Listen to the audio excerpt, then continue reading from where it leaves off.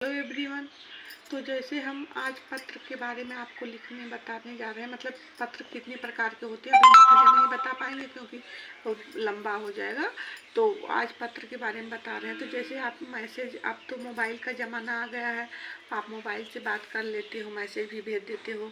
But अगर आपको कहीं जॉब लेने जाना है या कहीं किसी स्कूल में एडमिशन लेने जाना है या कोई बिजनेस खोल रहे हैं उसके लिए जाना है, तो आपको जो है कि आपका मोबाइल नहीं काम करेगा उस समय, क्योंकि आप अधिकारी के पास मोबाइल से नहीं बात कर सकते हैं, किसी प्रिंसिपल के पास आप मोबाइल से नहीं बात कर सकते हैं। तो इसलिए आपको पत्र हमेशा, लेटर जो होता है ना, वो लिखना बहुत आवश्यक, जानना भी ज़रूरी है और लिखना भी पड़ता है। तो इसलिए आज देखिए आपको पत्र लेखन के बारे में बताने जा रहे हैं कि पत्र कितने प्रकार के होते हैं और पत्र कैसे, किसको कैसे लिखे जाते हैं। तो चलिए यहाँ पे देखिए पत्र लेखन में पत्रों के प्रकार।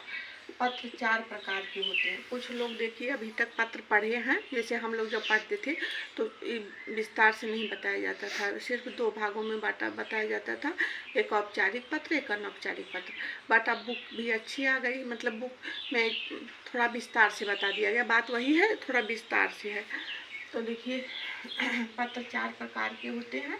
पारिवारिक पत्र, एक पत्र होता है नंबर 1 पे पारिवारिक पत्र। जैसे पारिवारिक पत्र में आप अपने नाना नानी, दादा दादी या कोई अंकल आंटी या मम्मी पापा से दूर हैं उनके लिए लिख रहे हैं, तो वह पत्र पारिवारिक पत्र होता है। अब उसके विस्तार के बारे में हम बाद में बता पाएंगे।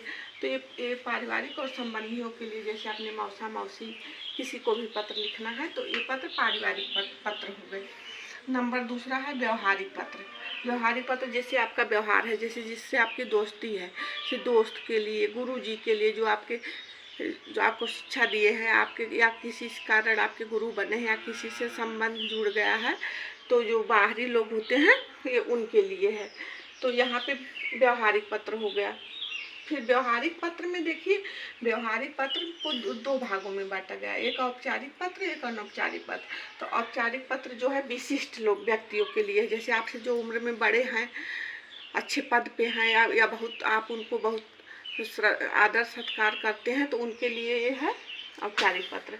अनौपचारिक पत्र क्या है, जैसे आप अपने माध्यम से अपने दोस्त या गुरुजी को कोई बधाई देना चाहते हैं, तो वो अनौपचारिक पत्र हो गए। सहानुभूति के लिए कि जैसे आपने हमारी मदद की थी तो हम आपके लिए पत्र लिख रहे हैं, तो इसके लिए हो गया।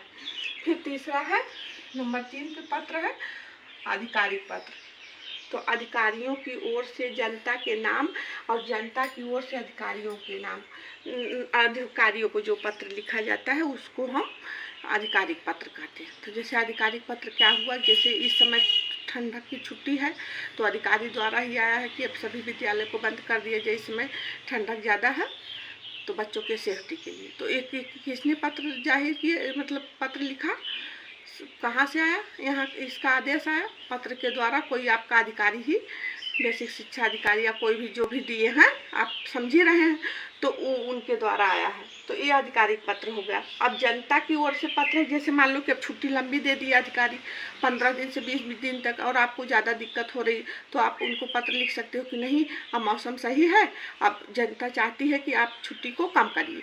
तो ये जनता अपनी बात अधिकारी तक कर सकती है, या अधिकारी के पास जैसे बिजली का कनेक्शन लेना, ऐसा कुछ, मतलब या तो खाता खुलवाना, मतलब कई चीज़ें हैं, तो आप अधिकारी को पत्र के द्वारा लिख के अपनी बात डिटेल में कह सकते हैं।